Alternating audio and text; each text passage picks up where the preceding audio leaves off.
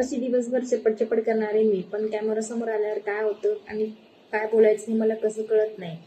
हे मला समजतच नाही. पण आज थोडा प्रयत्न केला की मी चांगलं बोलेल. बघू आता ते कुठपर्यंत जातं आणि कुठं अडकतं. तर नमस्कार मित्रांनो, माझं नाव मनीषा आणि मी ऑनलाईन बिझनेस करते. तर सुरुवातीला मला ऑनलाईनविषयी काही माहिती नव्हती. मला काहीतरी मोठं करायचं होतं. पण सर्वांनी म्हटलं की तू नाही करू शकणार. त्यामध्ये सर्वात जास्त तर घरचेच होते की तू नाही करू शकणार असे म्हणायचे.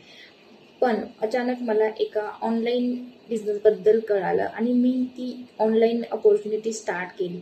आणि सुरुवातीला त्यामधले पण खरंच मला काहीच कळालं नव्हतं. काय असतं, कसं करायचं असतं.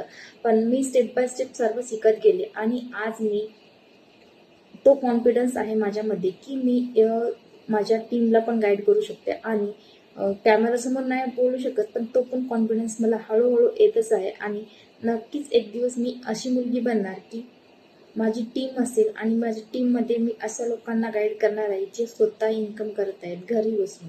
जर तर तुम्ही पण यामधलेच आहात का की तुम्हाला वाटते की आपल्याला काही करता येणार नाही आणि घरचे तुम्हाला बोलत आहेत की तुमच्याला नाही होणार, तर तुम्ही थांबू नका, जस्ट करत राहा.